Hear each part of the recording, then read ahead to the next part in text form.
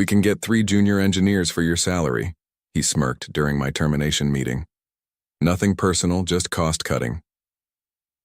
My name is Victor Hale, 55 years old, lead systems engineer at Veltria Housing for 18 years.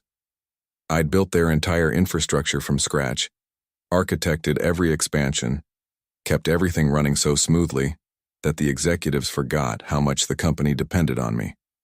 Until they decided they couldn't afford me anymore. I sat across from Graham Vickers, the new chief technology officer who'd been with the company for all of 6 months. He was 42, wore designer glasses, and had an MBA from Cornell. He'd been brought in to modernize operations, which apparently meant cutting the most experienced staff first. The severance package is generous, said Diane from Human Resources, sliding a folder across the table. 2 months' salary, plus your accrued vacation time.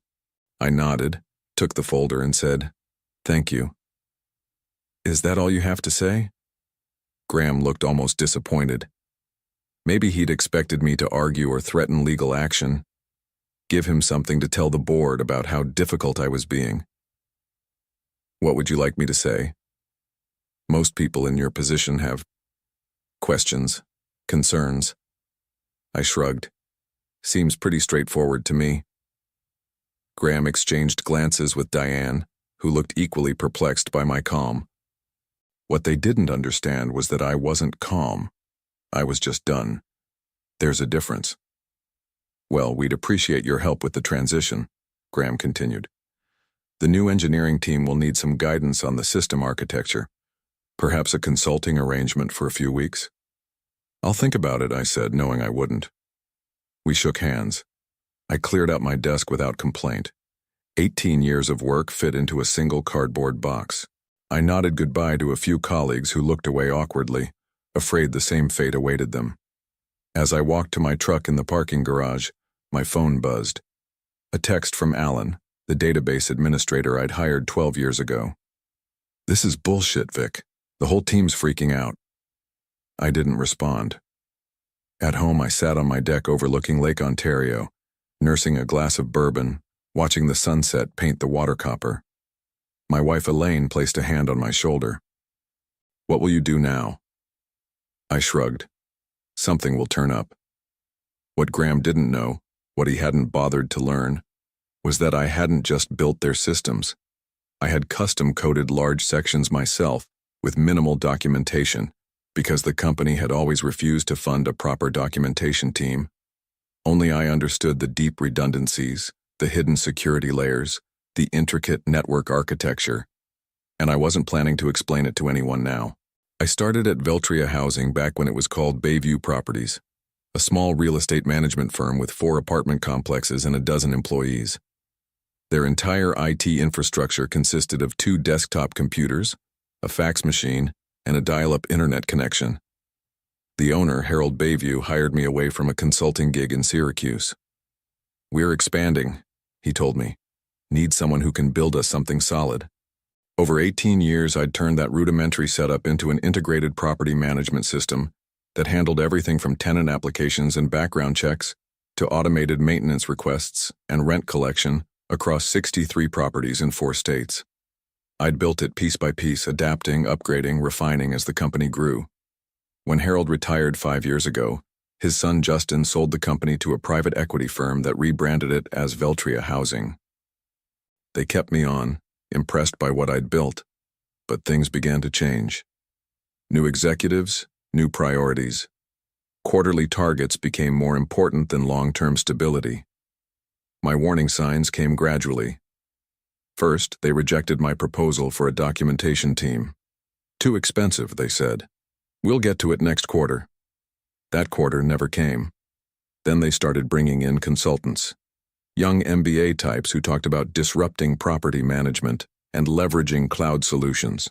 They'd sit through my explanations of our system architecture with glazed eyes, then recommend off-the-shelf solutions that wouldn't integrate with our custom infrastructure. I kept pushing back, explaining why their approach wouldn't work, showing them the custom code that made our system unique. Eventually, they stopped inviting me to planning meetings. Elaine noticed it before I did. "They're pushing you out," she said one night over dinner. You need to prepare. I brushed her off. They need me. No one else understands how the whole system works together. That might be exactly the problem, she replied. 6 months ago, they hired Graham as the new CTO. He came from a banking software company and immediately started talking about standardization and legacy system replacement. He hired 3 junior engineers fresh out of college, had them shadowing me, asking questions about the system. I answered their questions, but I knew they weren't grasping the complexities. How could they? It had taken me years to build those systems, to understand the interdependencies, to create the redundancies that kept everything running smoothly when problems arose. Last week, Graham stopped by my office. "Quick meeting tomorrow morning," he said casually. "Just a quarterly check-in." I should have seen it coming. The first call came 2 weeks after my termination. I was in my home office updating my resume when my phone rang. Graham Vickers. I let it go to voicemail. "Victor, it's Graham. We're having some issues with the tenant portal. The junior team is working on it, but they're having trouble understanding some of your code architecture. Could you give us a call back? It would just be a quick consultation." I deleted the message and went back to my resume. 3 more calls came that day, each voicemail sounding increasingly desperate. By evening, Alan texted me. "System's been down all day. Maintenance requests aren't processing. Graham's losing his mind." The next morning, Diane from HR called. "Victor, I hope you're doing well. I'm calling because we'd like to discuss a consulting arrangement, just temporary, to help with some current system issues. The compensation would be quite generous." I picked up my phone. "How generous?" $300 per hour, minimum 4-hour engagement." "I'll think about it and get back to you," I said, then hung up. I sat at my kitchen table, staring out at the lake. Elaine placed a cup of coffee in front of me. "What are you thinking?" "I'm thinking they're finding out exactly what I'm worth." Over the next 3 days, the calls increased. Graham, Diane, even Justin Bayview, who was still on the board. The tenant portal was down. The maintenance scheduling system was throwing errors. The automatic payment processing had failed, affecting thousands of residents. I didn't respond to any of them. On day 4, an email arrived from Devlin Systems, a regional competitor to Veltria. They managed fewer properties but had been expanding rapidly. The email was from their director of technology, Lawrence Devlin himself. "Victor, I heard about your situation at Veltria. We've always admired your work from afar. Would you be interested in discussing opportunities with us? We're looking to upgrade our entire property management infrastructure." I replied and set up a meeting for the following day. That evening, as Elaine and I were preparing dinner, my doorbell rang. Graham Vickers stood on my porch, his designer glasses slightly askew, his normally immaculate suit wrinkled. "Victor, I apologize for dropping by unannounced, but we have an emergency situation. The entire system is down. Nothing is working. The team can't figure out what's wrong or how to fix it." I leaned against the doorframe. "That sounds serious." "It is. We need your help. The board has authorized me to offer you a substantial consulting fee, $500 per hour, whatever it takes." I thought about the cardboard box in my garage, 18 years of work reduced to a few mementos. I thought about nothing personal, just cost-cutting. I thought about the documentation team they'd never approved. "I'm sorry to hear about your troubles," I said quietly. "But I have an interview tomorrow. Something will turn up, just like I thought." I closed the door on his stunned face and went back to making dinner. For the first time since my termination, I felt a sense of peace wash over me. Not satisfaction, not vindication, just clarity. I wasn't going to help them fix what they'd broken. The interview with Lawrence Devlin went better than expected. We met at a coffee shop in downtown Rochester, away from both companies' offices. "I've followed your work for years," Lawrence said, stirring his coffee. "That integrated property management system you built at Veltria is legendary in our industry. Nobody else has anything close to it." "Thank you," I said. "It took time." That's what I want to talk about, time. We're looking to build something similar, but we don't want to start from scratch. We need someone who understands the architecture, the integration points, the security layers. Someone who can build us something better than what's out there. I'm interested. Lawrence smiled. Good, because I'm prepared to offer you the position of Chief Systems Architect. Full benefits, stock options, and a salary 20% higher than what you were making at Veltria. It was a good offer. Too good, almost. Why me? I asked. There are younger engineers out there, cheaper ones. Lawrence laughed. You sound like your former employer. We tried that route. Hired 3 bright young engineers from top schools. They built us something sleek and modern that crashes every time we get more than 100 simultaneous users. We don't need cheap. We need reliable. I accepted the offer the next day. Meanwhile, Veltria's problems were escalating. Alan kept me updated through occasional texts. The system had been partially restored, but critical functions were still failing. They'd brought in an expensive consulting firm that specialized in legacy system recovery. A week after I started at Devlin, Graham called again. Victor, please, this is getting serious. We've lost access to payment records for the past 3 months. Tenants are complaining about incorrect charges. The consulting team says they need your input on the database structure. I was tempted to ignore it, but something made me pick up. Graham, I'm employed elsewhere now. Exclusive contract. I'm afraid I can't help you. We'll double whatever they're paying you for just 2 days of your time. It's not about the money. Then what is it about? Revenge? Are you enjoying watching us struggle? I paused, considering my answer carefully. No, Graham, I'm not enjoying it. But you made a business decision. You decided my experience wasn't worth the cost. Now you're discovering what that actually means. The board wants to discuss bringing you back. Full salary, plus a signing bonus. For a moment I felt a flicker of satisfaction, but it quickly faded. Going back would solve nothing. The same executives who decided I was expendable would be waiting for the next opportunity to cut costs. I appreciate the offer, but I've made a commitment to Devlin Systems. Graham's voice hardened. You know, there could be legal implications if we discover you intentionally made our systems difficult to maintain. Non-compete clauses, intellectual property concerns. There it was. The threat I'd been expecting. The system is exactly as it was when the company repeatedly denied my requests for a documentation team, I replied evenly. Every line of code belongs to Veltria, as specified in my employment contract. I've taken nothing with me except my experience, but feel free to have your lawyers contact mine. I hung up, hands shaking slightly. Not from fear, but from anger I hadn't allowed myself to feel until now. The accusation that I'd somehow sabotaged them was the final insult. At Devlin, I was starting fresh, building systems properly from the ground up, with full documentation, training programs for the engineering team, and redundancies that would prevent the kind of catastrophe Veltria was experiencing. I wasn't going to look back anymore, but I wasn't going to help them either. Some lessons had to be learned the hard way.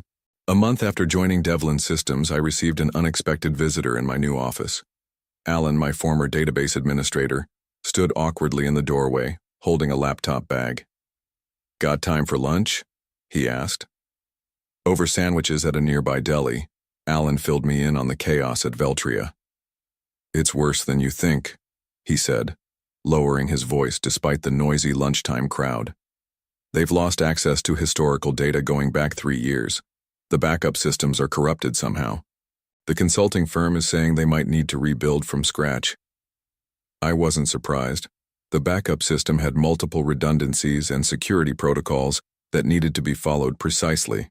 Skip one step, and the entire process would fail in a way designed to protect tenant data from unauthorized access. That's not all, Alan continued. I found something when I was trying to help the consultants understand the payment processing system. Graham had been planning your termination for months. He'd been meeting with the board, convincing them that your custom infrastructure was too expensive to maintain. How do you know this? Alan pulled out his laptop and showed me a series of emails he'd discovered in the system archives. Emails between Graham and the board discussing the legacy staff reduction plan and specifically naming me as the first target. He told them they could replace you with cheaper engineers and transition to off-the-shelf solutions within 6 months, Alan said. He projected cost savings of over $1 million annually. I read through the emails, feeling a strange detachment. One line from Graham stood out.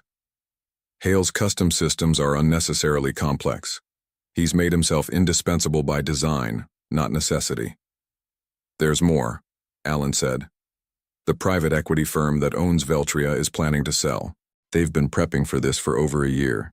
Graham was brought in specifically to cut costs and make the company look more profitable before the sale. Now it all made sense.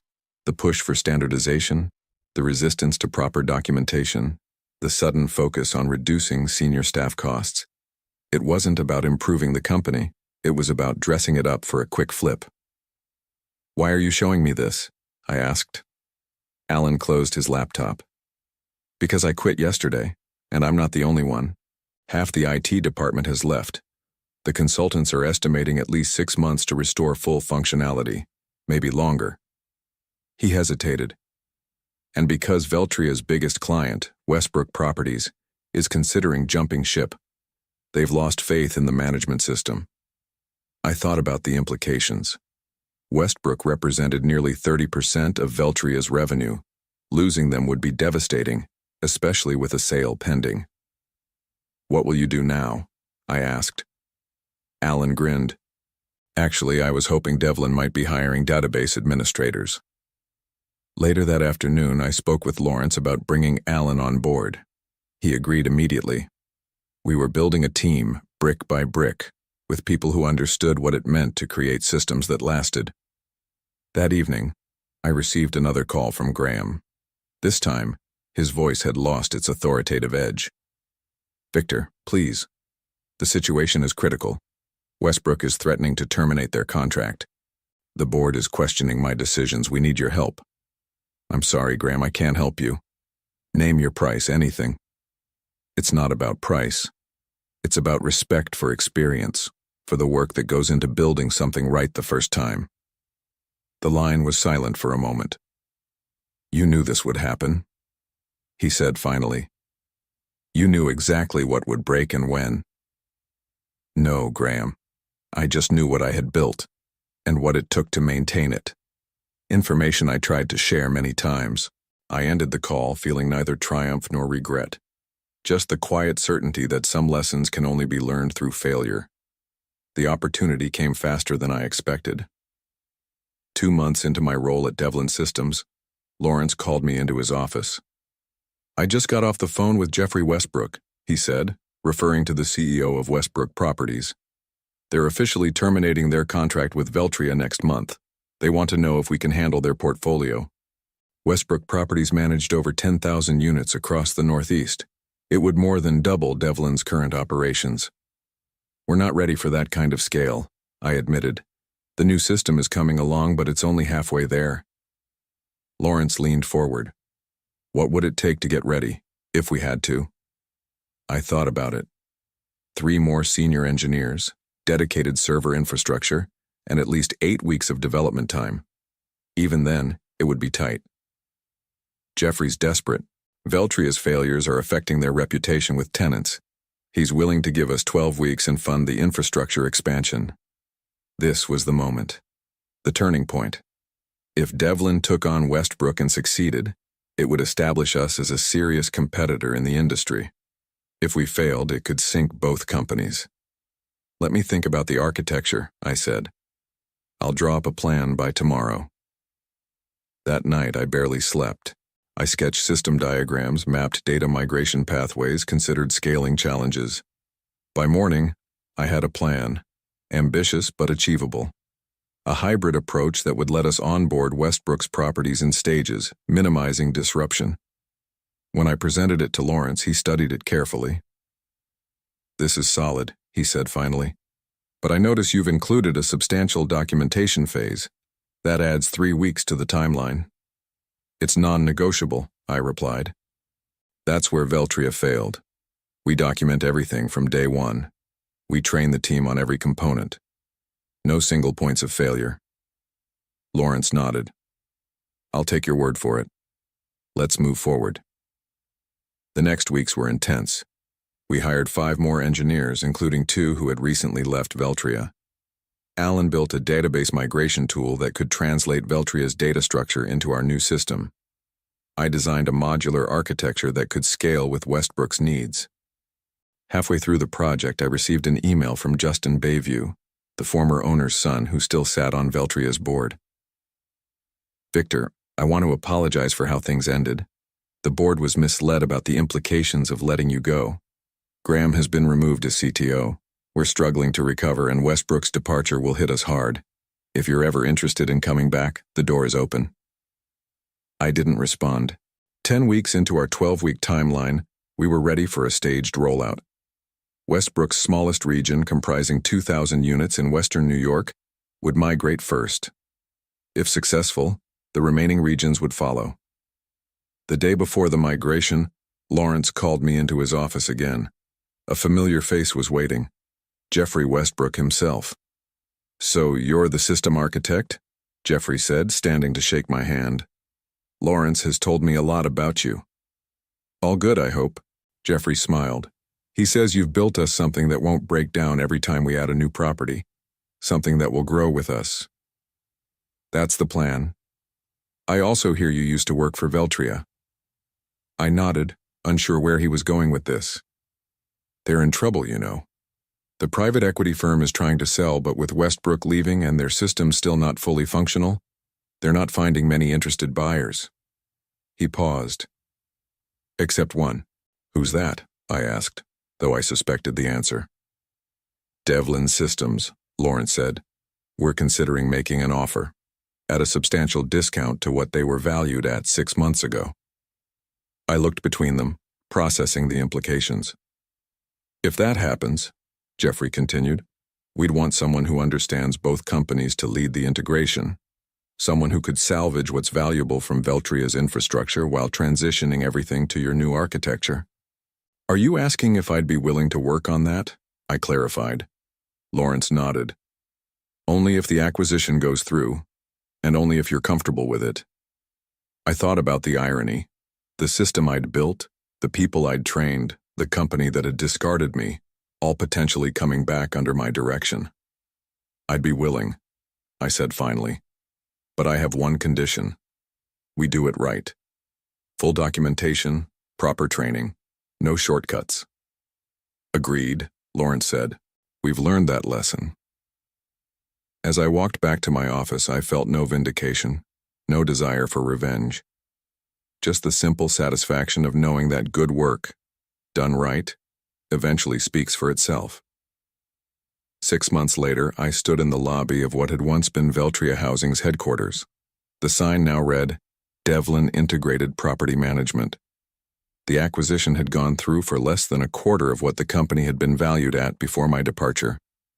Lawrence and I walked through the office, greeting former Veltria employees who would be staying on through the transition. Some looked away awkwardly. Others smiled with relief. A few, those who had worked closely with me over the years, nodded with quiet understanding. Graham was gone, along with most of the executive team that had approved my termination. Justin Bayview had stayed on as a consultant, helping ease the transition with legacy clients. When we reached the server room, my old domain, I paused.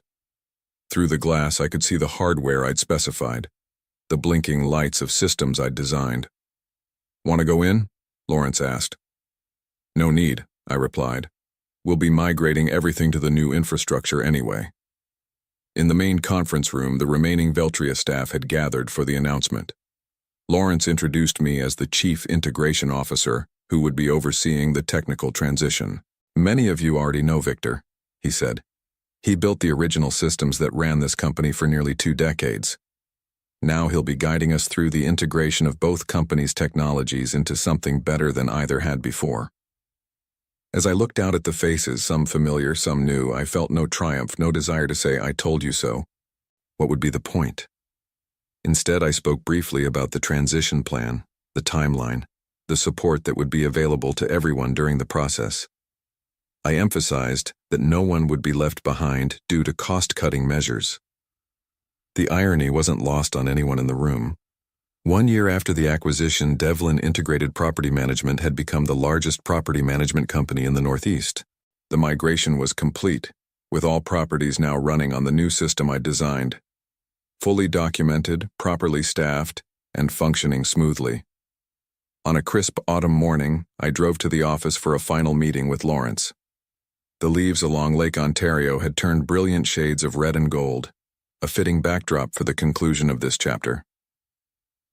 "The board approved your proposal," Lawrence said as soon as I sat down. "The Technical Education Division will launch next quarter. You'll have full autonomy to design the curriculum and hire instructors." This had been my condition for staying after the integration was complete. Not a higher title or more money, but the creation of a division dedicated to training the next generation of systems engineers and architects, teaching them not just how to code, but how to build things meant to last. "Thank you," I said. "That means a lot."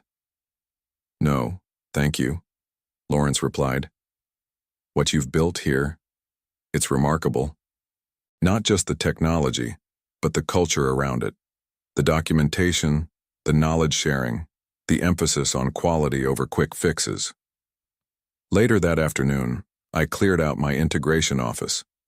Unlike my hasty exit from Veltria, this was a planned transition to my new role. As I packed my things, Justin Bayview knocked on the door. "Got a minute?" he asked.